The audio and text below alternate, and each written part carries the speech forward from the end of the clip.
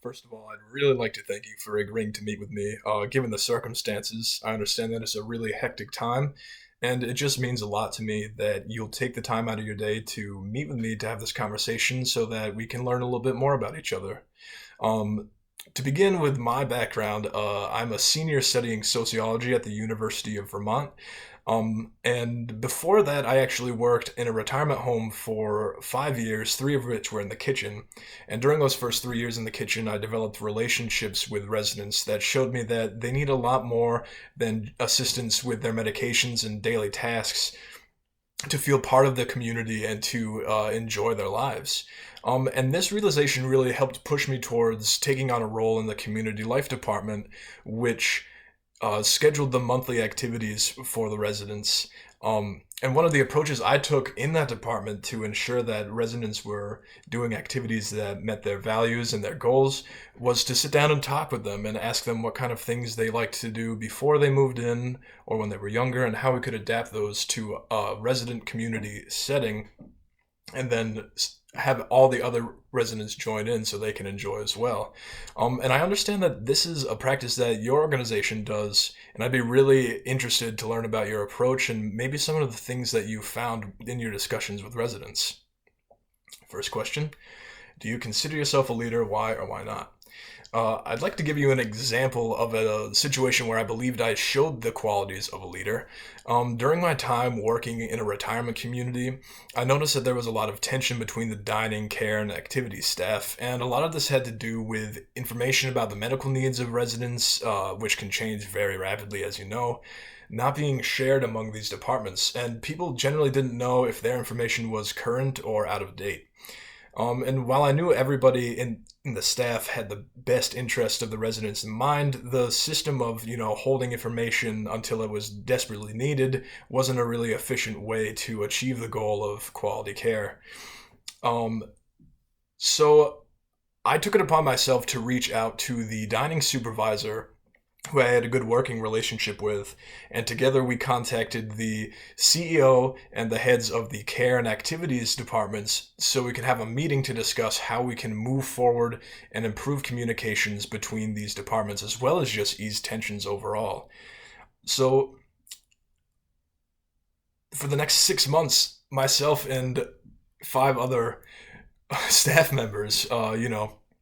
two from each department, would meet bi-weekly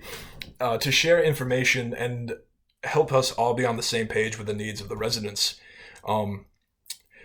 we also talked about ways that each department could help each other with their daily functions to make it a smoother operation. And the representatives would then go back to their departments and have a meeting where they would share the information and ask for suggestions about what the other departments could do to help, and also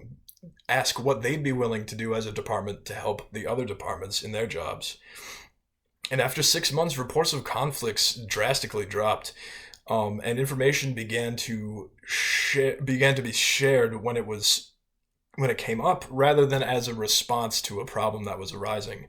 And the lesson that I really took away from this experience was that if I see a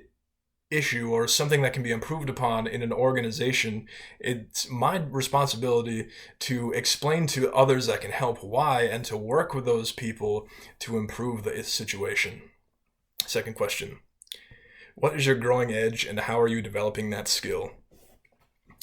Well, because I feel that it's part of my responsibility in any role to work towards creating the highest quality product possible, I tend to hold my work to such a high standard that I can feel overwhelmed. For example, during my time as an activities assistant, it was part of my responsibilities to create and implement a monthly schedule for programs for the residents, and this was a real challenge for me because I held myself to such a high standard of engagement with the residents that I didn't know where to start. So what I did was I reached out to my coworker who had a lot of experience, and I began uh, asking her about her recommendations and how she would approach things. And then again, I would actually go and talk to the residents about the kinds of programs they would like to participate in. And both of these actions really helped me better understand their expectations of the types of activities as well as my coworkers' expectations. And these were often different than my own. And this understanding also helped me to change my approach to dealing with the stress of creating a schedule of programs. Instead of feeling like I had to do everything on my own and it had to be perfect on the first try, I began to realize that having other people help me with my tasks would make the work go faster and improve my own planning and implementation of the schedule overall. And now, whenever I feel overwhelmed or weighed down by my expectations for a project, I seek out coworkers or other people who are willing to collaborate with me on it, because I've realized that trusting relationships with coworkers not only alleviates my workload and stress, but also helps me ground my expectations in a way that makes them more achievable than having them be lofty. This isn't to say that I've lowered my expectations, but rather than attempting to do it on my own, I really try to change my approach uh, to accomplishing these goals by relying on the strengths of the people around me.